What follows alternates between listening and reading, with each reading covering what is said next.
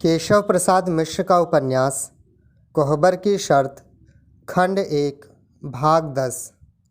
रात में बड़ी देर तक गुंजा से रूपा बतियाती रही। गांव भर का समाचार पूछ गई और सवेरे मकान का एक एक कोना उसने गुंजा को दिखा दिया। गोईठा लकड़ी से लेकर तेल नून आटा दाल के बर्तन तक गुंजा ने अपने हाथ से टो टो कर देख लिए। काका पहुना चंदन के खाने की बेला पूछ ली। चौका बासन रसोई पानी कूटने पीसने का सारा भार अपने ऊपर ले लिया। रूपा छोटी बहन की पीठ पर रहती, यद्यपि गुंजा उसे कोई काम भी करने न देती। सवेरे मर्दों को खिला पिला चौका बर्तन कर जांते पर पीसने बैठ जाती।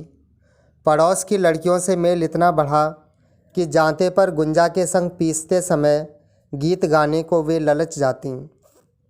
एक तो गुंजा का कंठ सुरीला था, गीत भी उसे बहुत याद थे।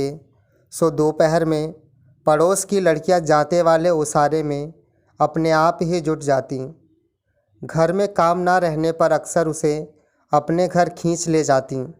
झूमर कजरी ब्याह माड़ो संझा प्रभाती जब जो मन में आया गुंजा के कंठ से फूट पड़ते। अड़ोस पड़ोस के घरों में देखते देखते नेह छो इतना बढ़ गया कि गुंजा जैसे एकदम से बलिहार की बेटी हो गई। रूपा घर की सारी गृहस्थी छोड़कर निश्चिंत हो ऊपर का इंतजाम देखने लगी। खेत पक गए थे, कटिया शुरू हो गई थी। बलिहार की कटाई की मूठ और पंखा जवार भर में प्रसिद्ध थे।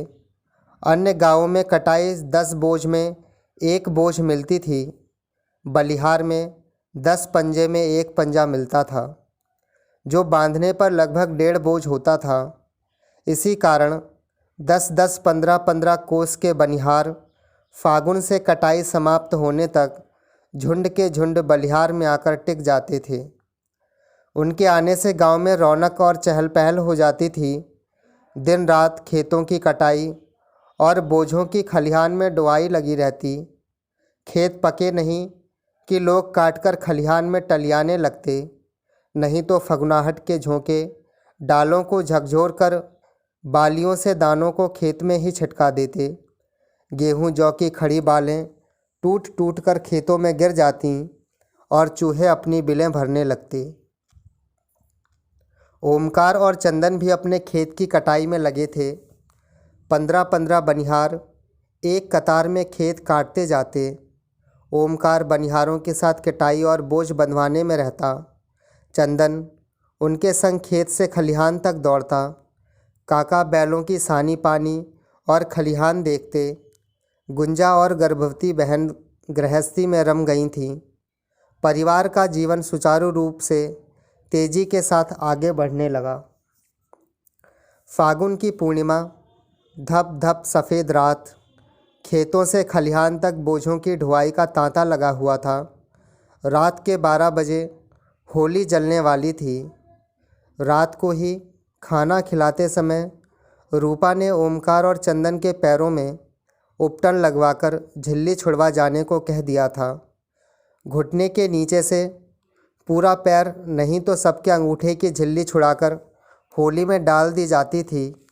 विश्वास था अगले साल की सारी तकलीफ़ें आग में जल जाती थीं। कटाई में इतनी भीड़ थी कि चंदन और ओमकार घर आना भूल गए। 12 बजे होली जलने वाली थी। रात के 11 बज गए। गांव में बड़ी चहल पहल थी। जलाकर भूंजने के लिए लड़के लुकाड़ बना रहे थे। रूपा ने गुंजा को भेजा। गुंजा खलिहान से ओमकार और चंदन को बुला लाई। पीतल की बड़ी कटोरी में सरसों का उपटन गुंजा ने सांझ को ही पीसकर रख लिया था। आंगन में गुंजा ने खटिया डाल दी। ओमकार आगे आया। ऊपर नीचे धरती पर बैठे उसके पैरों में उपटन लगाने लगी। एक पैर में रूपा दूसरे में गुंजा लगाने बैठी तो ओमकार ने हंसते हुए गुंजा को टोक दिया, तुम चंदन को लगाना। ए पहुना, हंसी करोगे तो मैं घर में भाग जाऊंगी। अरे इसमें हंसी की क्या बात है, आखिर उसको कौन लगाएगा, वो क्या हमारे बखरा पड़े हैं। गुंजा बैठी हुई ही बोली, अगर पड़ जाए तो? मैं आ गई तो बैद जी का खानदान ही तुम्हारे घर आ जाएगा। रूपा बीच में ही बोल पड़ी, नहीं नहीं, ये तो रानी जी रजवाड़े जाएंगी, ओमकार ने मुंह बनाकर कहा। तभी चंदन ने आंगन में प्रवेश किया। ओमकार के पैरों की झिल्ली छूट गई। वह उठकर जाने लगा और चंदन को कहा गया कि कागज़ में लपेटकर झिल्ली और काका के लिए अलग से थोड़ा उपटन लेता आएगा। भाई के चले जाने पर चंदन उसी खाट पर बैठ गया। लगा दे गुंजा चंदन के उपटन, मुझसे बैठा नहीं जाता। कटोरी लेकर गुंजा ने चंदन के पैर पकड़ने को हाथ बढ़ाए तो उसने दोनों पैर मोड़कर ऊपर कर लिए। यह क्या? रूपा ने पूछा। तुम क्यों नहीं लगाती हो? गुंजा की ओर ताकते हुए चंदन ने भौजाई से कहा।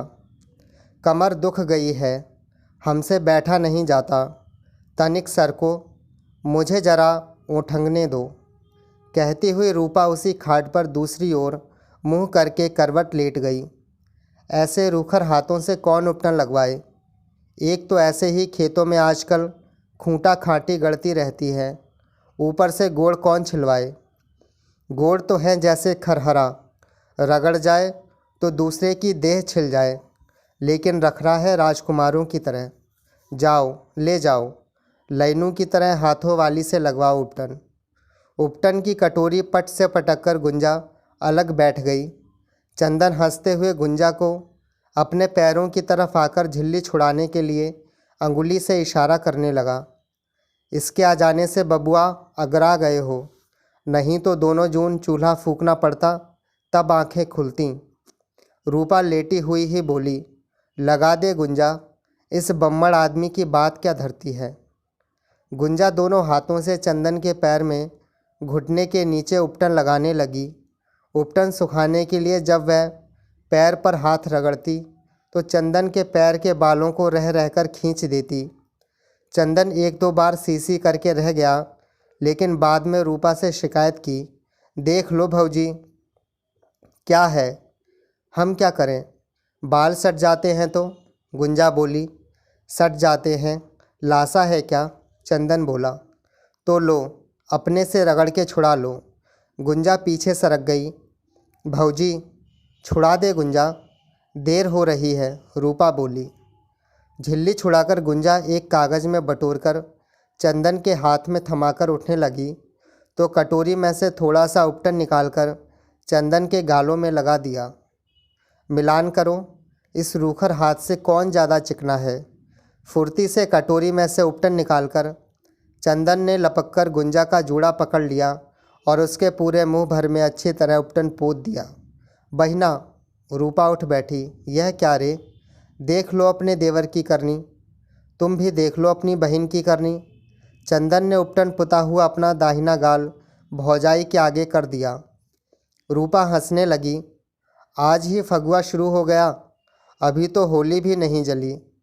रूपा देवर के गालों का उपटन अपने हाथ से छुड़ाने लगी।